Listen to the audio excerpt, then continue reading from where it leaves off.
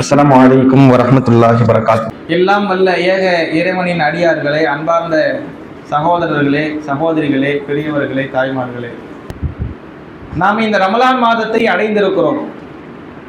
இந்த ரமலான் மாதத்தை அல்லாஹ் நமக்கு தெளிவுபடுத்தும் போது, ஷஹ்ரு ரமலான் அல்லதி உன்சில ஃபீஹில் குர்ஆன், இந்த ரமலான் மாதம் எத்தகையது என்றால் அதில்தான் குர்ஆன் இறக்கப்பட்டது. ரமலான் மாதம் எப்படிப்பட்ட மாதம்னு அல்லாஹ் சொல்றான்னா, இந்த மாதம் தான் குர்ஆன் இறக்கப்பட்ட மாதம். இதை எதுக்கு அல்லாஹ் சொல்றான் தெரியுமா? அல்லாஹ் நமக்கு நோன்பை கடமையாக்கி இருக்கிறான். குத்திப அலைக்கும் சியாம் கமா குத்திப அல்லல்லதீன மின் கபலிக்கும் லஅல்லக்கும் தத்தகூன், உங்களுக்கு முன் சென்றவர்கள் மீது நோன்பு கடமையாக்கப்பட்டது, அதே போன்று உங்களுக்கு நோன்பு கடமை. இந்த நோன்பை ரமலான்ல நாம் ஏன் தேர்வு செஞ்சோம்? ஏன்னா மற்ற 11 மாதங்கள் இருக்கு, முஹர்ரம், சஃபர், ரபியுல் அவ்வல் என்று சொல்லி ஏனைய 11 மாதங்களை விட்டுவிட்டு இந்த மாதத்தை தேர்வு செய்வதற்கான காரணம், இதில் தான் குர்ஆன் இறக்கப்பட்டது. குர்ஆன் இறக்கப்பட்டதுன்னா ஒட்டுமொத்த குர்ஆன் இறக்கப்படல, அந்த முதல் இறக்குதல் இக்ரா பிஸ்மி என்று வந்துச்சா இல்லையா, அதனுடைய துவக்கம் ரமலானில் இருந்தது. அதிலும் குறிப்பாக லைலத்துல் கதிரில் இருந்தது என்று அல்லாஹ் சொல்லி காட்டுகிறாங்க. அப்ப இந்த நோன்பு ரமலானில் வைக்கப்படுவதற்கு இதுதான் காரணம். அடுத்ததாக இந்த நோன்பு எதற்காக வைக்கப்படுகிறது? நோன்பு ரமலான்ல வைக்கிறதுக்கு குர்ஆன் இறங்குச்சு, அதனால நோன்பு இங்க வைக்கிறோம். இந்த மாசத்துல நோன்பு எதுக்கு வைக்கிறோம்? நோன்பை நாம் வைப்பதற்கான காரணம் என்ன? அல்லாஹ் முன் சென்றவர்கள் கடமையாக்கப்பட்டதை போன்று நமக்கும் கடமையாக்கி இருக்கிறான், அதனால வைக்கிறோம். ஏன் கடமையாக்கினான் அதையும் அல்லாஹ் சொல்லி காட்டுகிறான். லஅல்லக்கும் தத்தகூன், நீங்கள் இறை அச்சமுள்ள மனிதராக மாற வேண்டும். இறை அச்சம் ஒரே லெவல்ல எப்பவுமே இருக்காது. எல்லாருக்கும் ஒரே லெவல்ல இன்னைக்கு என்ன இறை அச்சம் இருக்கோ அதே இறை அச்சம் தான் இறுதி வரைக்கும் இருக்குமா? அப்படி கிடையாது. இந்த பயானை கேட்கும்போது ஒரு இறை அச்சம் இருக்கும், பயானை கேட்டு முடிச்சதுக்கு அப்புறம் ஒரு இறை அச்சம் வரும். இறை அச்சம் என்பது அது அப்படியே அளவு மாறிக்கொண்டே இருக்கும். சில நேரங்களில் உச்சகட்டத்தை அடையும், சில நேரங்களில் ரொம்ப தாழ்வான நிலையை அடையும். அது மாறிக்கொண்டே இருக்கும், அது ஒரே லெவல் இருக்காது. அப்ப நீங்க என்ன செய்யணும்? அந்த இறையச்சத்தை ஒரே அளவுக்கு பரிபூர்ணமாக ஆக்க வேண்டும் என்று சொன்னால் நோன்பு வையுங்க. ஏன்னா நோன்பு வச்சிட்டோம்னா, நோன்பு என்று அந்த ஒரு நிலையில இருக்கும்போது தப்பு செய்ய மாட்டோம். மற்ற நேரங்களில் தப்பு செய்யறதை விட நோன்புல என்ன செய்வோம்னா, அப்படியே நாம நோன்பு வச்சிருக்கிறோம் என்ற கட்டுப்பாடோடு இருப்போம். நோன்புனால என்னது? சௌமு என்று சொல்றோமா இல்லையா? தடுத்து கொள்ளுதல், உணவையும் நம்முடைய உடல் தேவைகளையும் தவிர்த்து கொள்ளுதல். அப்ப இதோடு மாத்திரம் இல்லாமல் தீமைகளை தடுத்துக் கொள்ளுதல், பாவத்தையும் வரம்பு மீறுதலையும் தடுத்துக் கொள்ளுதல். அப்ப இந்த ஒரு பயிற்சியை தான் நமக்கு நோன்பு தருகிறது, அதுக்காண்டி தான் நம்ம நோன்பு வைக்கிறோம். அப்ப இப்படி நோன்பு வைக்கக்கூடிய நாம ஒவ்வொரு காலத்திலும் நோன்பை கடந்து வந்தும் கூட அந்த நோன்பினுடைய மாண்பை அடையவில்லை என்பதுதான் யதார்த்த உண்மை. ஏன்னா நோன்பு முடிஞ்ச அடுத்த நாள் நம்ம பார்த்தோம்னா, அடுத்த நாள் விடுங்க, நாளைக்கு எடுத்துக்கிறங்க, இன்றைக்கு அடுத்த நாள் என்ன நிலைமை சொல்ல முடியுமா? இன்னைக்கு ஆர்வம் வந்த மக்கள் நாளைக்கு ஆர்வமா சொல்லுவாங்களா? ஆர்வம் இருக்குமா? இறைச்சம் இருக்குமாங்கிறதே கேள்விக்குறி. அப்ப இப்படியான ஒரு நிலை நாம என்ன செய்யறோம் இருக்கிறோம். அப்ப நாம இந்த நோன்பை அதனுடைய முழுமையான நன்மையை பெறாத நிலையிலேயே ஒவ்வொரு ஆண்டையும் கழித்து விட்டோம். ஆனால் இந்த ஆண்டு இன்ஷா அல்லாஹ் இந்த நோன்பை முழுமையாக நான் பயனுள்ளதாக ஆக்குவேன். இந்த நோன்பினுடைய முழு நன்மையை பெற்றுக் கொள்வேன். இந்த நோன்பின் மூலமாக பாவ மன்னிப்பை பெற்றுக் கொள்வேன். அதுக்கு என்ன வழி? நோன்பில் நாம் செய்ய வேண்டிய சில காரியங்கள், அதை சரிவர செய்யணும். ஒவ்வொரு நாளும் செய்ய வேண்டிய இபாதத்துக்கள், அதை சரிவர செய்யணும். இப்ப சில பேர் நோன்பு வைப்பாங்க. எப்படி நோன்பு வைப்பாங்க? காலையில சகரு சாப்பிடுவாங்க. சகரு சாப்பிட்டதுக்கு பிறகு ஒரு ஆழ்ந்த உறக்கம். ஏன்னா அவர் வளமையை எந்திரிக்கிறதே 10 மணிக்கு தான், 11 மணிக்கு தான், அல்லது ஒரு நீதமா சொல்றதா இருந்தா 7 மணி 8 மணி. ஆனா நோம்புக்கு 4 மணிக்கு எந்திரிச்சிருப்பாரு. இப்ப அங்க இடைப்பட்ட நேரம் இருக்கா இல்லையா? நாம தூக்கத்தை தியாகம் பண்ணது, இதை டேலி பண்ணணும், இதை சமப்படுத்தணும். நான் எப்பவும் 7 மணிக்கு 6 மணிக்கு எந்திரிப்பேன், நோம்புக்கு 4 மணிக்கு எந்திரிச்சிட்டேன், 2 மணி நேரம் 3 மணி நேரம் முன்பாக எந்திரிச்சிட்டேன். இப்ப இந்த தூக்கத்தை நான் என்ன செய்யறது? சகர் முடிச்சிட்டு தூங்கு. நமக்கு ஒரு எண்ணம் வரும், சகர் முடிச்சிட்டு தூங்குவோம். அதை அப்படியே டபுள் மடங்கு ட்ரிபிள் மடங்கு ஆக்கி நோம்பு துறக்குமோ எந்திரிப்போம். இப்படி மக்கள் இருக்காங்களா இல்லையா? இளைஞர்கள் இருக்காங்களா இல்லையா? சகருக்கு தொங்கிட்டு நோம்பு துறக்குமோ எந்திரிக்க மக்கள் இருக்கிறாங்க. சகருக்கு தொங்கிட்டு லுகருக்கு எந்திரிக்கக்கூடிய மக்கள் இருக்கிறாங்க.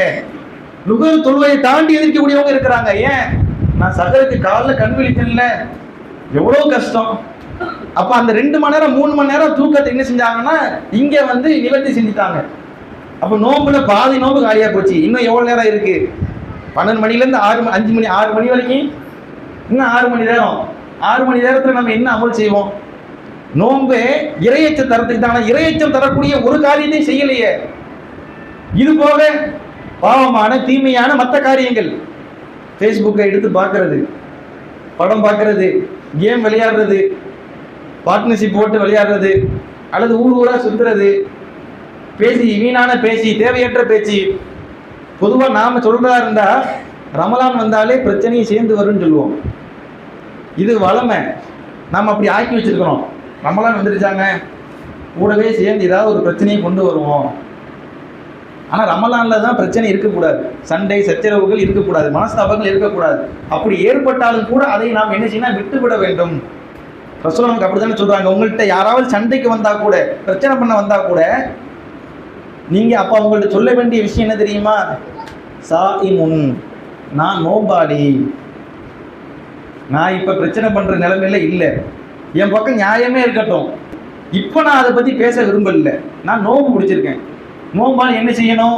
வீணான காரியத்தை, மானக்கேடான காரியத்தை, மூலத்தனமான காரியத்தை விட்டு விலக வேண்டும். இதுதான் ரசூல் நமக்கு சொல்லி தராங்க. நோம்பு வச்சுட்டு தீய காரியங்கள் ஈடுபடக்கூடாது. அது எந்த காரியமாக இருந்தாலும் ஈடுபடக்கூடாது. அப்ப நாம அதை ஈடுபட்டோம்னா அப்ப அந்த நோன்பினுடைய பலன் நமக்கு கிடைக்கல. ஒவ்வொரு ரமலானும் இப்படித்தானே ஏதாவது ஒரு பிரச்சனை, சண்டை சச்சரவு, அல்லது வீணான காரியம், அனாவசியமான தேவையற்ற நேரத்தை வீணாக்கக்கூடிய காரியம், பெரும்பாலும் தூக்கம், இது போன்று நோன்பை கழிச்சிடுறோம். அப்புறம் எங்க நமக்கு அந்த நோன்பு பக்குவத்தையும் பண்பையும் தருது? பயனற்றதா போயிடும். அப்ப இந்த வாட்டி இன்ஷா அல்லாஹ் அது மாதிரி நான் இருக்க மாட்டேன். இந்த நோன்பை நான் அப்படியே பக்காவா என்ன செய்வேன்? நல்ல முறையில திட்டமிட்டு அழகா செய்வேன். இப்போ ஒரு தொழில் செய்யக்கூடியவங்க இருக்கிறாங்கன்னு வச்சுக்கிறேங்க. ஒரு வடை வியாபாரி, நோம்பு கஞ்சி காய்ச்சிறவங்க, அல்லது ரமலானுக்குன்னு சில தொழில் இருக்கா இல்லையா, அது செய்யறவங்க என்ன செய்வாங்க? நோம்புக்கு முன்னாடியே ரமலான் வருது, இப்ப இதை செய்யணும் திட்டத்தை போட்டு அதுக்கே முன் ஏற்பாடுகள் செஞ்சிருப்பாங்க. ஏன்னா ரமலான்ல நிறைய பொருளாதாரத்தை ஈட்டலாம், தேவைகளை ஈட்டலாம் என்று சொல்லி இப்படி பொருளாதாரத்துக்காக திட்டமிடக்கூடியவங்க ரமலான் வந்துருச்சு, இதுல என்ன நன்மை செய்யலாம், இதுல பாவத்திலிருந்து எப்படி விலகிறது, அந்த நோன்பை எப்படி நன்மை ஆக்குறது, திட்டம் நம்மள்கிட்ட இருந்துச்சானா இல்லை. பெரும்பான்மையான மக்கள் அதை யோசிச்சிருக்க மாட்டோம். அந்த திட்டம் போடணும். இந்த ரமலானை எப்படி நன்மை ஆக்குறது, அதுல என்னென்ன காரியங்கள் செய்யணும், இந்த ரமலான்ல முழுக்க முழுக்க நன்மையே நிறைஞ்சிருக்கணும், அதுக்கு என்ன செய்யறது, அந்த திட்டம் போடணும். அப்ப இந்த ரமலானை நாம் வீணடிக்காமல் இருப்பதற்கு இதுதான் அவசியமானது. ரமலானுடைய தேவையை புரிந்து கொள்ள வேண்டும். அப்ப அந்த அடிப்படையில் இந்த ரமலான் நாம் செய்ய வேண்டிய ஒரு சில காரியங்களை உங்களுக்கு சொல்றேன். இது இல்லாம நீங்களாக சில அமல்கள் நினைச்சு வச்சிருப்பீங்க, அதையும் செய்யுங்க. அது இல்லாமல் நாம் சொல்லக்கூடிய சில காரியங்கள், அதையும் இந்த ரமலானை நீங்க அதிகமாக கடைபிடிங்க, பயனுள்ள வகையில் இந்த ரமலானை ஆக்குவதற்கு. அதுல முதன்மையானது தொழுகை. தொழுகையை நம்ம என்ன செய்யணும்? சரியா தொழுகணும். 5 நேரம் தொழுகை. நாம என்ன நினைப்போம்னா, நான் கரெக்டா 5 நேரம் தொழுகையை தொழாதான் செய்யறேன் அப்படின்னு நினைப்போம். தொழுகிறது முக்கியம் இல்லை. அந்த தொழுகையை ஜமாத்தோடு, முதல் ஜமாத்தோடு முன் வரிசையில் நின்று தொழுக வேண்டும். ஏன்னா நம்ம எப்பவுமே தொழுகுவோம், ஜமாத்து முடிஞ்சதுக்கு அப்புறம் நம்மளாம் வந்து சும்மா தொழுதுட்டு போவோம். இது எப்போ உள்ளது? ரமலானுக்குன்னு நம்மள்ட்ட இறையச்சம் வேணுமே. அப்ப என்ன செய்யறது? ஜமாத் தொழுகையை, கடமையான தொழுகையை ஜமாத்தோடு முதல் வரிசையில வாய்ப்பு இருக்கும் பட்சத்தில் முந்தி கொண்டு வந்து நின்று தொழுகணும். ஆனா நாம என்ன செய்வோம்? தொழுகை முடிஞ்சதுக்கு அப்புறம் வரக்கூடிய நிலை இருக்கும், அந்த நிலை மாறணும். தொழுகைக்கு முன்பாக வரணும். இது மாத்திரம் இல்லை, கடமையான தொழுகை மாத்திரம் இல்லை, உபரியான தொழுகை, சுன்னத்தான தொழுகை.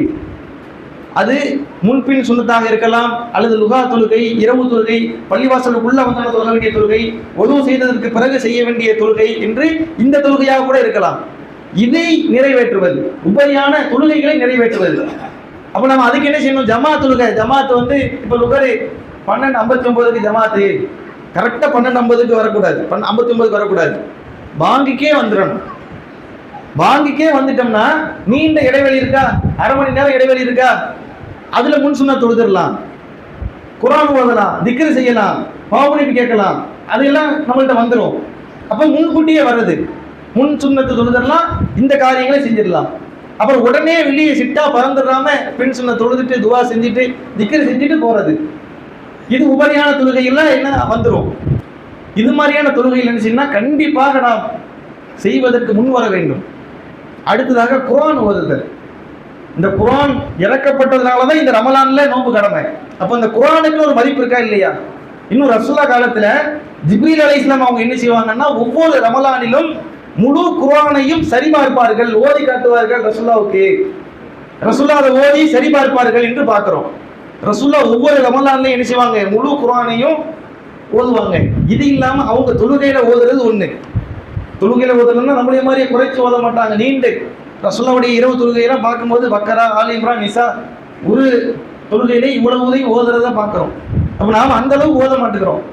அப்ப இந்த ரமலான் என்ன செய்யணும், கொஞ்சம் ஓதுதலை அதிகப்படுத்தணும். சில பேர் நான் ஒரு நாளைக்கு ஒரு ஜூஸ் ஓதுறேங்க என்று நினைச்சு வச்சிருப்போம். அந்த ஒரு ஜூஸு அதோட நிப்பாட்டாம சுன்னத்தான தொழுகை தொழுவோமா இல்லையா, அதுல குல்வல்லா வகரை மட்டும் ஓதுறதை நிப்பாட்டுங்க, இன்னாகத்தை நான் மட்டும் ஓதுறதை நிப்பாட்டுங்க. ஒரு சப்பி இஸ்மா ஓதலாம், எல்லாருக்கும் தெரிஞ்சது, கொஞ்சம் பெருசு. அந்த சுன்னத்தான தொழுகையில பெரிய பெரிய சூறாக்களை ஓதுறது. குர்ஆன் ஒரு ஜூஸும் எப்பவும் ஓதுற மாதிரி ஓதிட்டு அதோட சேர்த்து சுன்னத்தான தொழுகையில கொஞ்சம் நீட்டமா நின்று ஓதுறது. ஏன்னா ரசூலா பொதுவாக சொல்லும்போது நீட்டமா நின்று ஓதுற தொழுகை தான் சிறந்த தொழுகைன்னு சொல்றாங்க. இல்லை எனக்கு குர்ஆன் ஓதுறது ரொம்ப பிடிக்கும் அப்படின்னா அதையும் சேர்த்துக்கிறங்க. சப்பி இஸ்மா குர்ஆன் ஓதுது அப்படி ஓதுங்க. இப்படி நாம நீண்டதாக என்ன செய்யணும்னா அந்த சுன்னத்தான தொழுகையில ஓதணும். அதோட குர்ஆனை மனனம் செய்தல் அதுவும் ரொம்ப அவசியமானது. ஏன்னா இன்னைக்கு நமக்கு அதிகமான சூறாக்கள் மனனத்தில் இல்லை. இன்னாகத்தைனா குழுவெல்லாம் தாண்டி பெருசாக வரமாட்டுக்கு. அதை என்ன செய்யுங்கன்னா இந்த ரமலானில் பயிற்சி செய்யுங்க.